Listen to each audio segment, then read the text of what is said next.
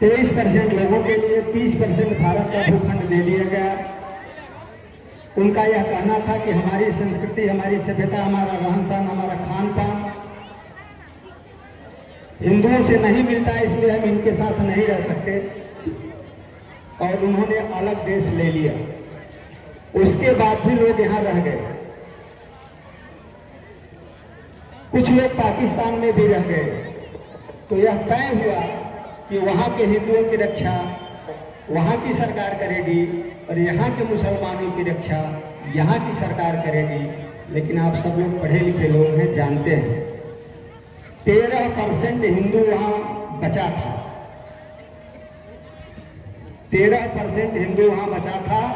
आज 1.5% हिंदू भी वहाँ नहीं बचा है। क्या हो गया? कौन से जंगली जानवर उनको खा गए? कौन से ऐसे कीड़ा पैदा हो गए जो उनको खा गए? और यहाँ 2% जो बचे थे आज 14% हो गए। ये हमारी संस्कृति, हमारा धर्म, हमारा जो सनातन का भाव है। हम हिंसा में विश्वास नहीं रखते, हम अहिंसा पे विश्वास रखते हैं। लेकिन यहाँ अगर किसी ने राम के बारे में, आप सब लोग देख रहे हैं, पर डे टिप्पणी हो रही, कहीं स्वामी प्रसाद मौर्य कर रहे हैं, तो कहीं ललन सिंह कर रहे हैं, तो कहीं बिहार के शिक्षा मंत्री कर रहे हैं। रामायण पर प्रश्न चिन्ह उठता है, लेकिन हम सड़कों पे कभी नहीं उतरे। और वहां सब तन से जुदा कर देने की बात तुरंत आती है। तो इसलिए हमें अपने धर्म पर अडिग रहना है। अपने धर्म पर अडिग रहने के लिए भगवान श्री राम के संस्मरणों को, उनके कार्यों को, राम मर्यादा पुरुषोत्तम है, तो मर्यादा सिर्फ शांति में ही नहीं है। जहां आवश्यकता पड़ी है, रावण जैसे आतताई का वध करना पड़े तो राम करते हैं। सुपर्णखा की नाक काटनी है तो लक्ष्मण काटते हैं। समुद्र नहीं मानता विनय करने के बाद तो उसको ताड़ना देते हैं।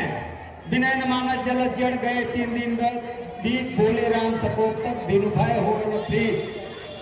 उसको भी तारीफ करने का काम करते हैं। निशाचरों का नाश भी मर्यादा है। इसलिए हमारी प्रवृत्ति सात्विक बनी रहे, निशाचरी न बने, यह संदेश भी रामलीला से हमको प्राप्त होता है। हम सदियों गुलाम रहे। आप कल्पना करिए, बगल में बाबा विश्वनाथ का मंदिर है, सबसे बड़े आराध्य भगवान शिव हम सबके रहे। भगवान राम कण कण में व्याप्त हम सबके आराध्य हैं। अयोध्या का मंदिर तोड़ दिया गया, काशी विश्वनाथ मंदिर तोड़ दिया गया, कृष्ण जन्मभूमि मंदिर तोड़ दिया गया। जो हमारे विश्वविद्यालय थे, जब लोग पढ़ना सीख रहे थे दुनिया में, तो हमारे यहाँ उसमें विश्वविद्यालय, तक्षशिला और नालंदा जैसे विश्वविद्यालय थे, जहाँ दुनिया भर से लाखों लोग आकर के पढ़ा करते थे।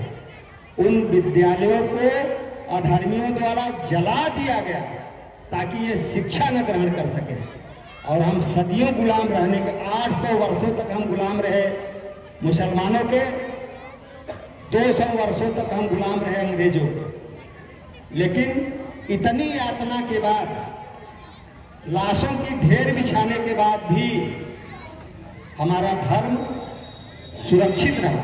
उसके पीछे का कारण छोटे छोटे गांव में छोटे छोटे लोगों द्वारा जहां संरक्षित थे, जहां कुछ उनको मिल जाता था संरक्षण, वहां यह रामलीला होती थी। रामलीला के माध्यम से लोग अपने धर्म को जानते थे, राम की पूजा करते थे। उसी समय से लगभग हजारों वर्ष से श्री रामलीला, जब ये टीवी, समाचार, मोबाइल इत्यादि नहीं थे, तो पूरा गांव यही लीला ही देख करके भगवान श्री राम की लीला को चरित्र के रूप में ग्रहण करता था। तो आज हम सब लोग रामलीला देखते हैं। तो यह निवेदन है कि भगवान श्री राम का जो आदर्श था, जो मर्यादा थी, जो चरित्र था, भाई से भाई का प्यार कैसा हो, बेटे का माँ के प्रति स्नेह कैसा हो, पत्नी का पति के प्रति स्नेह कैसा हो, धर्म कैसा हो, यह सब सीख प्रभु श्री राम से हमको मिलती है। और हम आप सबसे आग्रह करेंगे, या जो यह समाज की विकट स्थितियाँ हैं, हम इनको भूल गए हैं। हम प्रभु श्री राम, भगवान श्री कृष्ण के उन आदर्शों पर, उस मर्यादित आचरण पर हम अमल नहीं कर रहे हैं, जिसके कारण समाज में यह विकृतियाँ आ रही हैं। इन विकृतियों को दूर करने के लिए हमें प्रभु श्री राम की शरण में जाना पड़ेगा। उनके चरण में जा करके उनके किए गए कार्यों का अनुसरण करना पड़ेगा, तब यह समाज शिक्षित बनेगा, सुरक्षित बनेगा, संयमित बनेगा और अपने अग्रपथ पर, सन्मार्ग पर अग्रेसित होगा। बहुत बहुत